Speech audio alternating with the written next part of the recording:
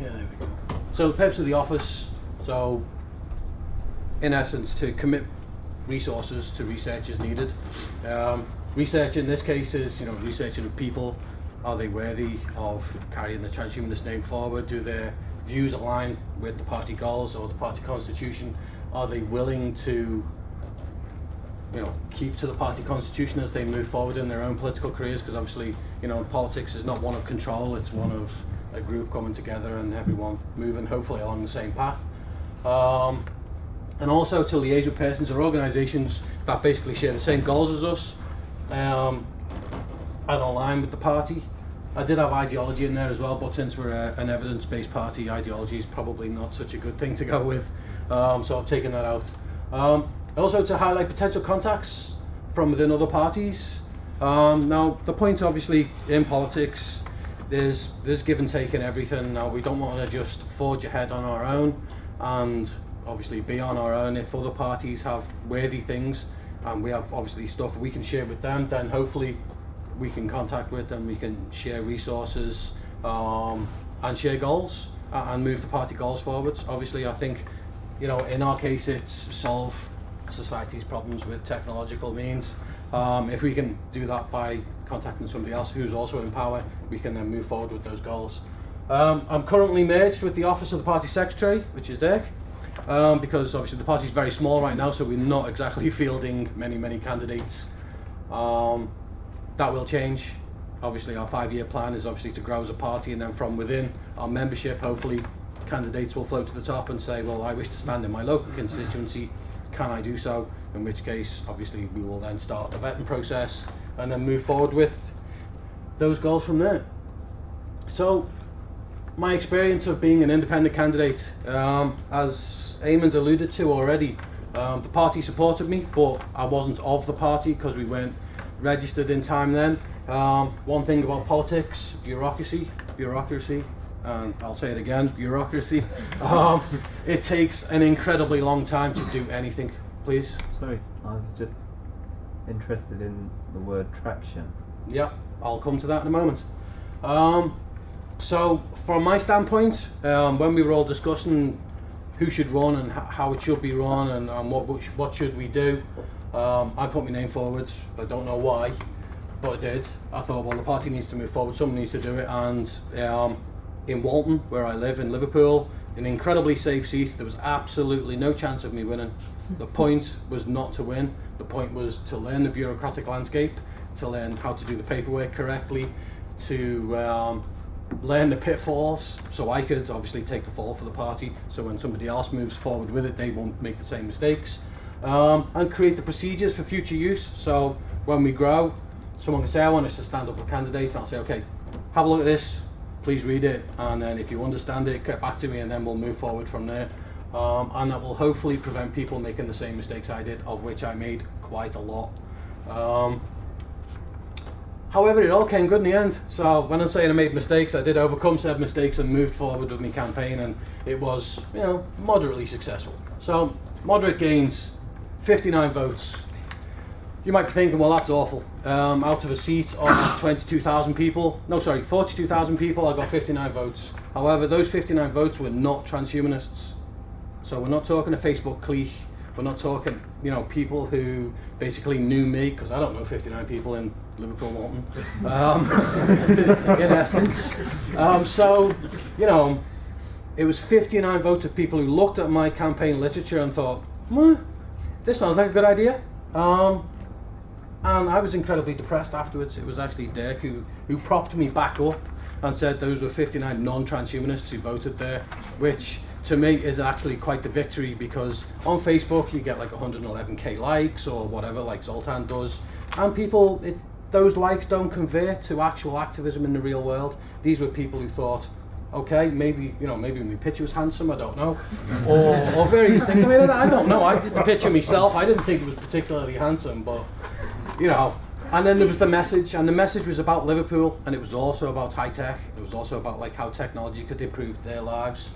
So maybe that's where I got the votes from. However, I did knock on 110 doors, and I spoke to people, and this is where the traction comes in. first couple of doors I knocked on, obviously incredibly nervous on my part. Hi, I'm a transhumanist. And yeah, exactly. I've got quite a few Would you situations. like to talk about future? Exactly. In fact, I'll use that future. I didn't say it in that fashion. I was just like, hi, yes, I'm running for office. And they were all like, can you clean me street? Like, but the Labour guy's already just been, so you're going to vote for Labour. And that was my in. That's how I approached them. I said, you're already going to vote for Labour, so why don't you just listen to my message and see if it agrees with you. Now, everybody in this room will understand where I come from when I say transhumanism as a term has various connotations and can be construed in various ways. So people on the internet will go, who, transvestite, transsexual, etc. At people's doors, however, they were like, what's transhumanism? I didn't get any of those things that like everyone's chuckling about right now. That's what I was expecting. What I got was what's transhumanism, which I was like, okay, and then moved forward with it. Now, rather than try and explain transhumanism as a philosophy or anything of that nature, I just come at it from where we're now standing. Political transhumanism, we're going to solve society's problems basically using technology, providing you agree to it, you know. And as I was explaining yesterday in various conversations, there's a soft underbelly to the votary, so I came through it through education. We want to educate your kids for the future because the future is changing, it's changing rapidly. You might not be seeing it right now, but behind the scenes technology is advancing, and in order for your kids to have a good life and get work, they've got to be creative, they've got to keep up with the machines, etc. So conversations were well received. I came away from most conversations feeling like the message, not exactly understood and received 100%, but that people may or may not talk about it in the future. Go on. Did you take note of the 115 doors, which ones seemed most receptive, and if so, did you then send a reminder on election day? Or Actually, no, I did not. I was not that strategic about it, I must admit, which is a lesson learned. Because I may have campaigned for another party in the past, and that's exactly what they do. The main point of doing knocking on doors is finding the people to remind to vote on the day. I will admit to my naivety. Absolutely. I mean, that was the entire point. Yeah. To learn these things. And again, I mean, you're telling us good, Jan. This is being recorded, so it's getting written down later. Literally everything you give us as feedback, we're going to use. Please. Can more people to do it. You can't expect a single person to do all that. Yeah, there's that too. Please. Can we try and live stream, literally? Right now? Yeah, I'll set up a mobile hotspot for Android devices. I think possibly some in the next talk, if you don't mind. Just because I'll lose my flow and everything else will go bad. Anybody else any questions before I proceed on? Okay, so post-election, I have many kids. My daughter, who's given me 2 wonderful grandkids, was just talking to me a couple of weeks ago, just randomly. She said, oh, the teacher that one of me grandchildren goes to was talking about transhumanism. She said it's the future, and I was like, what now? I was absolutely stunned, and she said, well, her friend had passed her my pamphlet and so forth, and she was like, yeah, this is the future. So I was like, okay, not exactly a victory, but traction, yeah. Random people are having a conversation about transhumanism. Now, we're socially futurist, we're techno-progressive. Those are the angles we're going with. Yes, the term might be a bit of a mouthful and whatnot, however, it's ours. We are transhumanists. That's where we're going. It's something we own, if indeed you identify as a transhumanist, which I assume you do, since you're all in the room. So the narrative is gaining traction.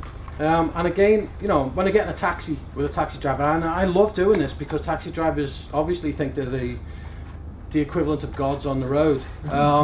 When you explain, you say, do you know anything about automated vehicles? And they say, oh, complete nonsense. And so you do realise Google and Apple and so forth have already got automated cars, and they suddenly start to get very quiet. And it's those people, because they will tell another 10 drivers and they will tell another 10 drivers. And while it's not an outwardly transhumanist message, it's a pro-techno message where people start to become more and more aware that things are changing, and the pace of change is absolutely rapid and accelerating. Next slide. So the future, in my opinion, and hopefully the opinion of everybody in this room, transhumanist thought will become more relevant as technological and social change accelerates. And there is evidence for the technological change and possibly the social one right now. I did have a written example, but I'll just say it anyway. I don't know whether you've all heard of the CRISPR/Cas9 genetic engineering method.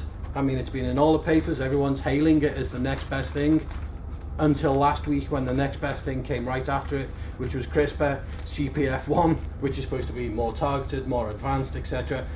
But the interesting thing about that is the guy who published the paper, in his paper he stated that within the next month we'll have another 200 to 300 other versions of the same thing. That is an example of rapid and accelerating change, some of which, you know, by social change there, people are thinking about genetic engineering, they're thinking to themselves, do I want the super baby? Do I want, you know, these kinds of things within our society? Now obviously Western society, scientists are saying we want to call a moratorium, you know, please let's not genetically engineer. However, other societies, of which there are many on this planet, are saying, well, we don't care, we want the super baby. So there's going to be a lot of social change and a lot of social tension in the coming like 15 to 20 years. So it's starting already. You're here at the ground floor. I mean, it's up to us to start guiding the narrative. And relevance, transhumanism in Britain is going to be the younger generation, the so-called cybrid. I know that sounds like an odd term, and it doesn't. The connotations that you might associate with the word cybrid is not what I mean. It's a symbiotic relationship of our children with our technology. My age, it's a hammer. I pick up a phone, I want to do something with it. You know, it's a tool, I want to do something with that tool. A child, it's just the way life is. It's literally, this is my life. They're not using it for any specific purpose. I was talking to someone yesterday and they said, my children seem to be less creative than I am. And I was like, how do you figure? It's like, but they just sit there using it, they don't do anything with it. Where, if you think about it, they're doing everything with it. We just don't notice because we're incapable of noticing, because we're of a generation where technology is a tool to us. And obviously to our children, it's no longer a tool, it is life and how things are. So transhumanism and our message will become absolutely relevant within the next 10 to 15 years, which is why we have a 25-year plan. But in order for it to gain better penetration and better traction, we need outreach and education. It's that simple. We need to educate the youth, and we also need to educate people who may or may not appreciate technology, like my mother. My mother thinks of a laptop as the black obelisk out of 2010. She just slaps it with a monkey paws. Oh yeah, it'll do stuff for me. And you know, you say, no, Mum, seriously, Facebook, I don't need that, I've got friends. So, you know, so I mean, it's just a different way of thinking about technology. One's a tool, the other one is just the way it is. So that would be me. Thank you for listening. Oh, sorry, conclusion, I'll just go through it again. Office merged with the party secretary, where independent expansion when needed. Yeah, the department itself, that is. What that means is obviously I'm merged with the party secretary right now, and when we need it, the office will re-expand and hopefully get lots of volunteers in who will help, and obviously people who actually want to stand as transhumanist candidates. And you know, as I've just explained, transhumanist issues are already getting traction. Party relevance will increase, possibly in line with the public perception of technological acceleration. Bit of a mouthful, however, robots. That's it, that's all I have to say, robots and automation. That's you first. You mentioned super babies, that's just an idea. That, yeah, it's just a concept. There are things that are fairly controversial, but underlying that there are things that motivate people a lot more, because there's the healthy baby appeal. Yeah, of course. With no, of course. I mean, from our standpoint, I mean, we've been discussing this for quite a while, the genetic engineering part. Ethically, is it ethical to have, you know, a super baby? Now it depends how you define super. If that child will grow healthy and never get sick until obviously the day of retirement, shall we say, is that not then a super baby? Is it not the Ubermensch, etc., etc., etc.? I mean, there's loads of negative connotations with it, but they're only Western connotations. They're not for other civilizations on the planet. Yeah, I'm just trying to say that even though I particularly am after the super baby, we can frame that in a way that appeal a lot more to normal people. Of course, yeah, it is about framing the message.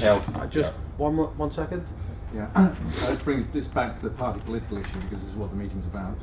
One of the things you omitted is the fact that people in their own areas can form their own local parties, and to do that would be under your supervision. That's true. And one of the things we're getting together is a kind of do-it-yourself local party pack, where you'll have all the information as to how to stand for a local candidate, what's required, what signatures you need, what you need to get printed, when you need it, and so on. And that's quite important. Thank you very much for that.